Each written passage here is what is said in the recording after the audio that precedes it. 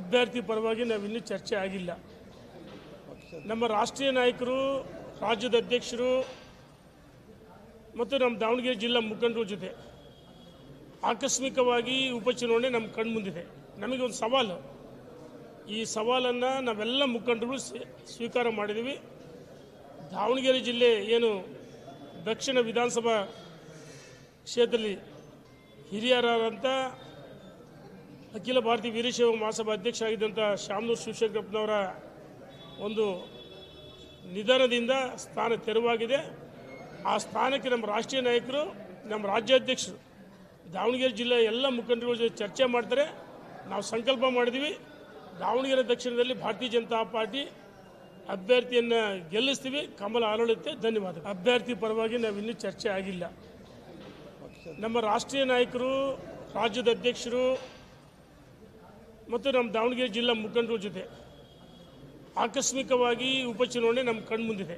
ನಮಗೆ ಒಂದು ಸವಾಲು, ಈ ಸವಾಲನ್ನು ನಾವೆಲ್ಲ ಮುಖಂಡರು ಸ್ವೀಕಾರ ಮಾಡಿದ್ದೀವಿ. ದಾವಣಗೆರೆ ಜಿಲ್ಲೆ ಏನು ದಕ್ಷಿಣ ವಿಧಾನಸಭಾ ಕ್ಷೇತ್ರದಲ್ಲಿ ಹಿರಿಯರಾದಂಥ ಅಖಿಲ ಭಾರತೀಯ ವೀರಶೈವ ಮಹಾಸಭಾ ಅಧ್ಯಕ್ಷ ಆಗಿದ್ದಂಥ ಶಾಮನೂರು ಶಿವಶಂಕರಪ್ಪನವರ ಒಂದು ನಿಧನದಿಂದ ಸ್ಥಾನ ತೆರವಾಗಿದೆ. ಆ ಸ್ಥಾನಕ್ಕೆ ನಮ್ಮ ರಾಷ್ಟ್ರೀಯ ನಾಯಕರು, ನಮ್ಮ ರಾಜ್ಯಾಧ್ಯಕ್ಷರು, ದಾವಣಗೆರೆ ಜಿಲ್ಲೆಯ ಎಲ್ಲ ಮುಖಂಡರು ಜೊತೆ ಚರ್ಚೆ ಮಾಡ್ತಾರೆ.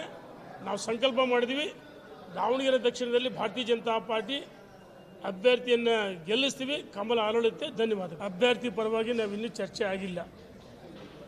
ನಮ್ಮ ರಾಷ್ಟ್ರೀಯ ನಾಯಕರು, ರಾಜ್ಯದ ಅಧ್ಯಕ್ಷರು ಮತ್ತು ನಮ್ಮ ದಾವಣಗೆರೆ ಜಿಲ್ಲಾ ಮುಖಂಡರ ಜೊತೆ ಆಕಸ್ಮಿಕವಾಗಿ ಉಪಚುನಾವಣೆ ನಮ್ಮ ಕಣ್ಮುಂದಿದೆ.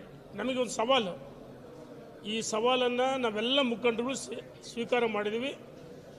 ದಾವಣಗೆರೆ ಜಿಲ್ಲೆ ಏನು ದಕ್ಷಿಣ ವಿಧಾನಸಭಾ ಕ್ಷೇತ್ರದಲ್ಲಿ ಹಿರಿಯರಾದಂಥ ಅಖಿಲ ಭಾರತೀಯ ವೀರಶೈವ ಮಹಾಸಭಾ ಅಧ್ಯಕ್ಷ ಆಗಿದ್ದಂಥ ಶಾಮನೂರು ಶಿವಶಂಕರಪ್ಪನವರ ಒಂದು ನಿಧನದಿಂದ ಸ್ಥಾನ ತೆರವಾಗಿದೆ.